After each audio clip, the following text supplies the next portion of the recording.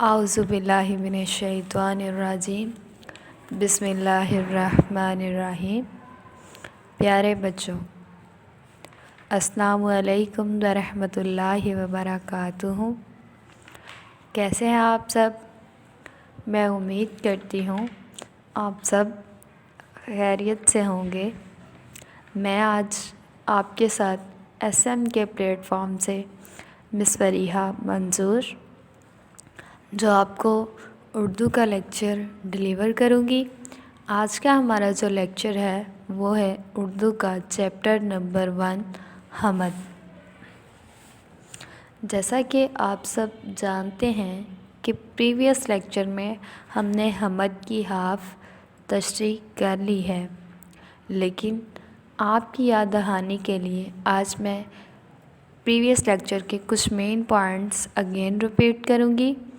جیسا کہ previous lecture میں ہمارا فرسٹ جو حاصلات تعلیم تھا وہ یہ تھا کہ آج کے لیسن کے بعد ہم حمد کے معنی مفہوم سے آگاہ ہوں گے، اللہ تعالیٰ کی صفات کے بارے میں پتہ چلے گا، اور سب سے بڑی بات کہ اللہ تعالیٰ کی قدرت یعنی اللہ تعالیٰ کے اختیارات کے بارے میں پتہ چلے گا، اور اس کے ساتھ ساتھ کہ کائنات کی تمام اشیاء کا خالق اور مالک اللہ تعالیٰ کی ذات ہے۔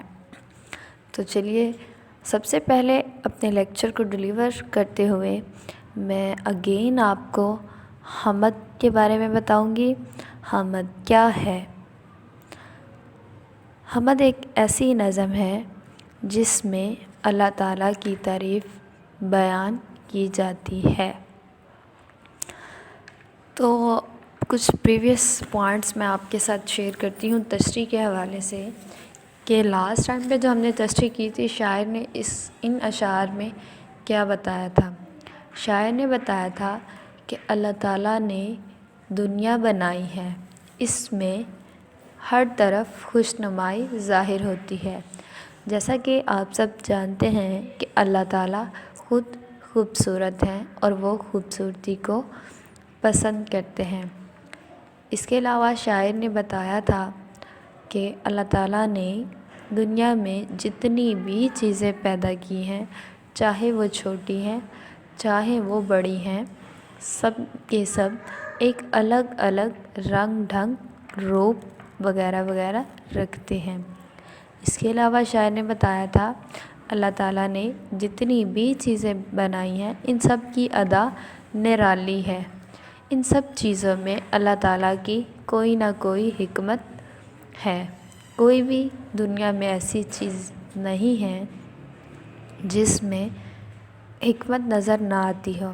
اس کے علاوہ شاعر نے ہمیں ننھی کلیوں کے بارے میں بتایا تھا اور باغوں میں موجود پھولوں کے بارے میں بتایا تھا، اور ان پرندوں کے بارے میں بتایا تھا جو ان پھولوں پر آ کر چہکتے ہیں۔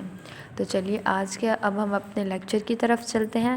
تو آپ میرے ساتھ پہلا جو ہے وہ شعر پڑھیں۔ چڑیوں کے عجیب پر لگائے اور پھول ہیں عطر میں بسائے۔ اب آپ میرے ساتھ اگین پڑھیں۔ چڑیوں کے عجیب پر لگائے اور پھول ہیں عطر میں بسائے۔ اس میں ہمارے پاس جو مشکل ورڈ ہے وہ ہے پر لگائے۔ پر لگائے، پر لگانے کا مطلب ہوتا ہے بازو یا پنکھ۔ پر لگانے کا مطلب ہوتا ہے بازو یا پنکھ۔ نیکسٹ ہمارے پاس جو مشکل ورڈ ہے وہ ہے عطر میں بسائے۔ عطر میں بسانے کا مطلب ہوتا ہے خوشبودار۔ نیکسٹ ہمارے پاس جو ورڈ ہے وہ ہے عجیب۔ عجیب کا مطلب ہوتا ہے انوکھا، جس کی کوئی مثال نہیں ہے۔ تو چلیے اب ہم اس کی تشریح کی طرف چلتے ہیں۔ شاعر اس شعر میں بیان کر رہا ہے اللہ تعالیٰ کی قدرت کی نشانیاں۔ کیا بیان کر رہا ہے؟ اللہ تعالیٰ کی قدرت کی نشانیاں۔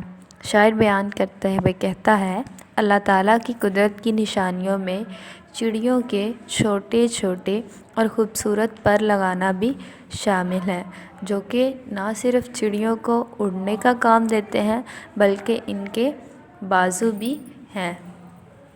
बल्कि इनके बाजू भी हैं। इसी तरह रंग बिरंगे फूल हर तरफ खिले हुए हैं जो खुशबूदार होने के बाज़ फ़िज़ाओं को मुअत्तर कर रहे हैं। यानी कि जो अल्लाह ताला ने फूल बनाए हैं इनमें से खुशबू आ रही है। इनसे आने वाली खुशबू में हवा में एक फ़िज़ा खुशबू की पैदा हो रही है जो फ़िज़ा को मुअत्तर कर रही है। तो चलिए अब चलते हैं हम अपने नेक्स्ट शेर की तरफ। दिन को बख्शी अजब सफ़ाई, तारों भरी रात क्या बनाई। अब आप मेरे साथ अगेन पढ़ें। दिन को बख्शी अजब सफ़ाई, तारों भरी रात क्या बनाई। तो आप देखिए इसमें मुश्किल वर्ड क्या है, अजब। अजब का मतलब होता है अजीब या अनोखी। नेक्स्ट हमारे पास जो वर्ड है वो है सफाई, वो है सफाई। सफाई का मतलब होता है पाकीज़गी। तारों भरी, नेक्स्ट जो वर्ड है हमारे पास तारों भरी, इसका मतलब है सितारों से भरा हुआ। तो चलिए अब चलते हैं, हम देखते हैं कि शायर इस शेर की तशरीह में क्या बयान कर रहा है। शायर बयान करता है, अल्लाह ताला ने दिन कितना रोशन, उम्दा, खूबसूरत, पकीज़ा और साफ़ सुथरा बनाया है। आप देखें कि दिन में हमें किस कदर सूरज से पकीज़ा साफ़ सुथरी रोशनी मिल रही होती है, जिसकी मदद से हम दुनिया में मौजूद हर चीज़ को देख रहते हैं। इसी तरह शायर कहता है कि अल्लाह ताला ने दिन को अजब सफाई सी बख्श दी है जो अपनी मिसाल आप हैं। इसी तरह दिन के कंपैरिजन में शायर कहता है कि अल्लाह ताला ने दिन के साथ साथ रात भी कितनी खूबसूरत बनाई है। आप देखें कि रात को तो अंधेरा होता है ना, रात को रोशनी देने के लिए अल्लाह ताला ने इसे सितारों से सजा दिया है।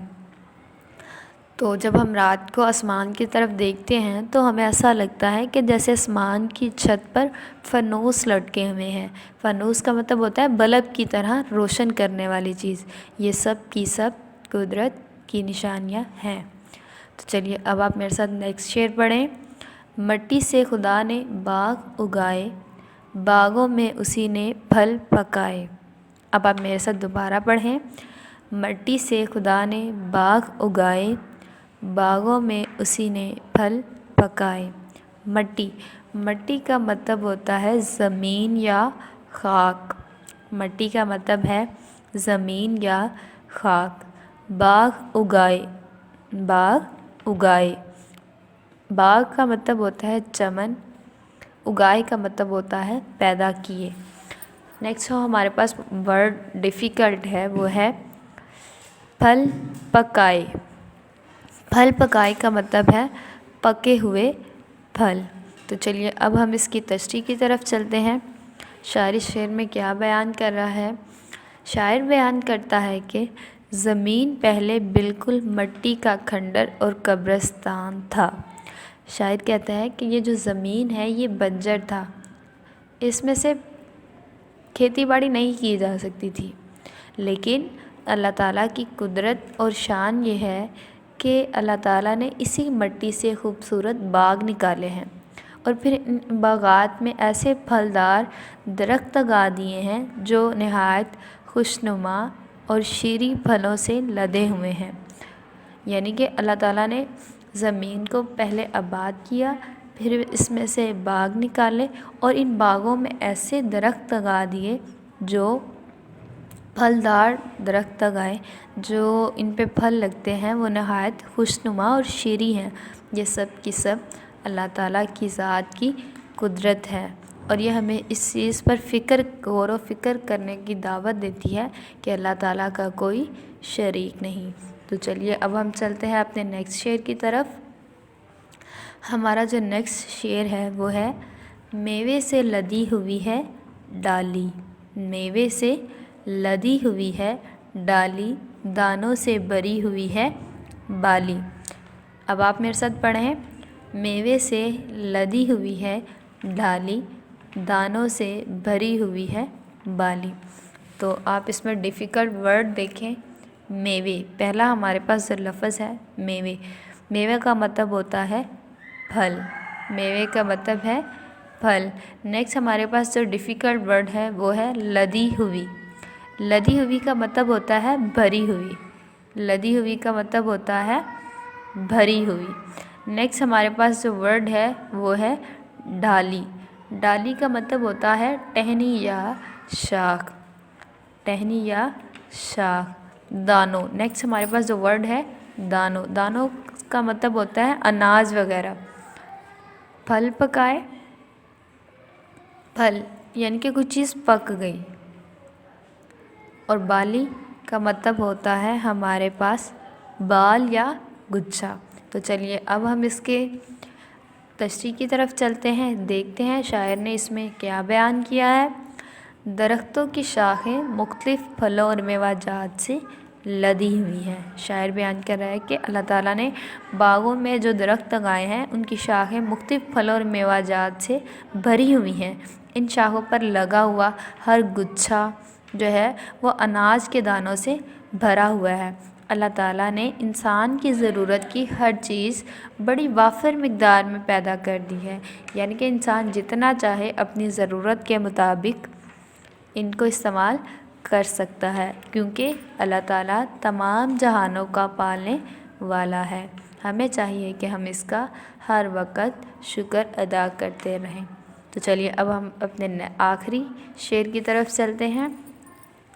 ہر شے اس نے بنائی نادر، بے شک ہے خدا قوہ اور قادر۔ تو ہمارے پاس جو فرسٹ ڈیفیکلٹ لفظ ہے وہ ہے نادر۔ نادر کا مطلب ہوتا ہے نایاب یا انوکھی۔ نیکسٹ ہمارے پاس جو ڈیفیکلٹ ورڈ ہے وہ ہے قوی۔ قوی کا مطلب ہوتا ہے طاقتور۔ قوی کا مطلب ہے طاقتور۔ اور نیکسٹ جو ہمارے پاس ورڈ ہے وہ ہے قادر۔ قادر کا مطلب ہوتا ہے قدرت رکھنے والا۔ تو چلیے اب ہم چلتے ہیں اس کی تشریح کی طرف۔ شاعر نے اس شعر میں کیا بیان کیا ہے؟ شاعر بیان کرتے ہیں اللہ تعالیٰ کی بنائی ہوئی ہر چیز انوکھی اور نایاب، یعنی کہ شاعر ہمیں بتانا چاہ رہے ہیں کہ اللہ تعالیٰ نے دنیا میں جتنی بھی چیزیں پیدا کر دی ہیں وہ سب کی سب اپنی مثال آپ ہیں۔ اللہ تعالیٰ کے علاوہ کوئی اس چیز کی بنائی ہوئی چیزوں کی طرح کچھ بھی نہیں بنا سکتا، یعنی کہ جو چیزیں اللہ تعالیٰ نے بنا دی ہیں سیم انہی سے کوئی بھی انسان، کوئی بھی شخص انہی چیزوں کو سیم بنا نہیں سکتا۔ بے شک اللہ تعالیٰ زبردست اور ہر چیز پر قدرت و اختیار رکھنے والا ہے۔ تو چلیے آج کا ہمارا لیسن ختم ہوا۔ میں امید کرتی ہوں آپ سب کو اچھے سے سمجھ آیا ہوگا، لیکن یاد رہے آج ہماری جو تشریح ہے وہ کمپلیٹ ہو گئی ہے۔ تو آپ کی اسائنمنٹ ہے کہ آپ نے اس نظم کا خلاصہ لکھنا ہے اور اسی نظم سے کوئی بھی آپ نے اپنی کاپی پر دوسری حمد پیسٹ کرنی ہے۔ اللہ حافظ۔